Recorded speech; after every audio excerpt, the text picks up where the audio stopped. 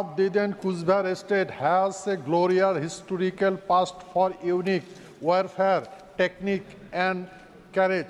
It basically comprises mainly Kshatriya Rajbangshi people who are known for their valiant exemplary acts, defense and counter-attack.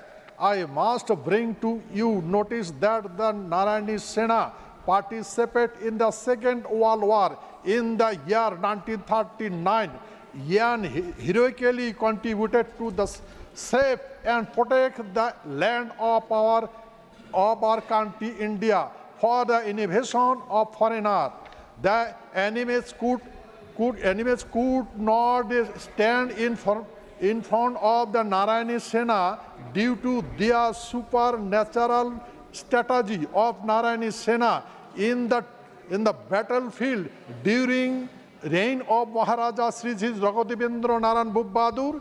The enemy's soldier got frightened at the entry of the Narayani Sena in the battlefield for supernatural power of Kuzbehar Kshatriya Narayani Sena. But it is very sad that the glorious history of Narayani Sena comprised with the exemplary power is the little known in the people of India as well as the whole world.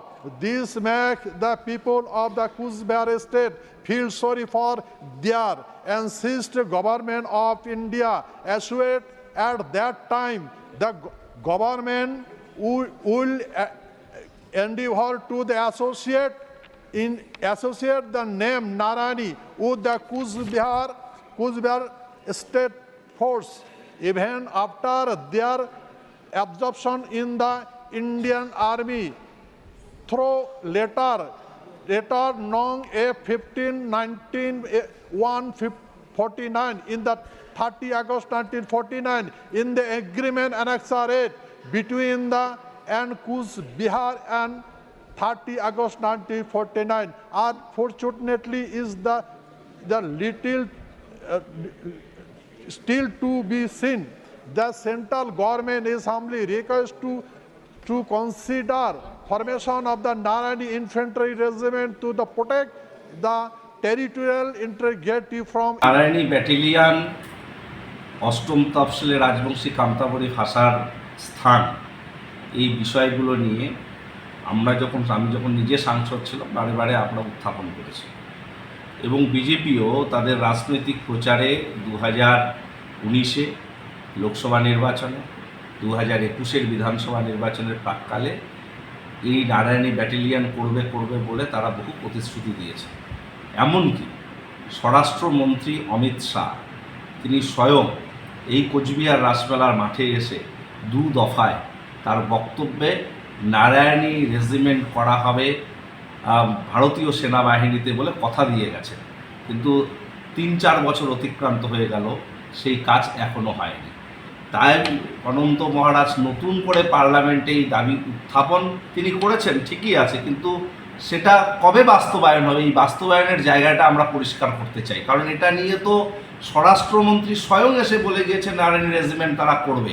BJP প্রচার করে leaflet বিলি করে এলাকা ধরে নারায়ণী রেজিমেন্টের একটা ট্রেনিংয়ের মতো তারা বেসরকারিভাবে শুরু করে দিয়েছিল, কিন্তু তারপরে কেন হয়নি? আজকে নতুন করে আবার ব্যাপারটাকে সামনে আনা হচ্ছে, এর যৌক্তিকতাটা কোথায়? বিজেপির সাংসদ, বিজেপির গভর্নমেন্ট আবার নতুন করে দাবি করছে, কিন্তু বাস্তবায়ন কবে হবে? কারণ পুরনো কাসন্দি আর আমরা কত শুনব?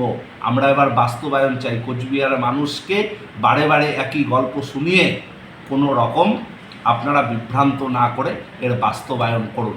কারণ এর আগে একটি আরটিআই রিপোর্টে স্বরাষ্ট্র মন্ত্রককে যখন আরটিআই করে অসমের একজন ভদ্রলোক উদয় নারায়ণী বলে একজন ভদ্রলোক, আমার ঠিক মনে আছে, আজ থেকে 3 বছর আগে তিনি আরটিআই করেছিলেন স্বরাষ্ট্র মন্ত্রকে যে নারায়ণী ব্যাটালিয়ন নিয়ে কেন্দ্রীয় সরকারের ভাবনা কি। স্বরাষ্ট্র মন্ত্রক স্পষ্ট বলেছে নারায়ণী ব্যাটালিয়ন নিয়ে এই মুহূর্তে তাদের কোনো ভাবনা নেই। তাহলে মুখে তারা এক কথা বলছে আর বাস্তবায়নটা অন্য জিনিস হচ্ছে। আমরা বাস্তবায়ন চাই, নারায়ণী ব্যাটালিয়ন কবে হবে? শুধু বারে এই কথাগুলো তুলে ধরে রাজনৈতিক ফায়দা তুলবে অথচ সাধারণ মানুষের স্বার্থে কর্মসূচি রূপায়ণ হবে, এটা হবে না। আমি অনন্ত মহারাজ নগেন রায়কে বলবো, রাজ্যসভায় আপনি যেমন তুলেছেন, বাস্তবায়ন করার লক্ষ্যে কী কী পদক্ষেপ গ্রহণ করলেন, কিভাবে করবেন, আপনি বিজেপির সাংসদ, দায়ভার আপনাদের নিতে হবে। কেন নারায়ণী ব্যাটালিয়ন আজও হচ্ছে না, যেটা 5 বছর আগে ঘোষণা করা হয়েছে?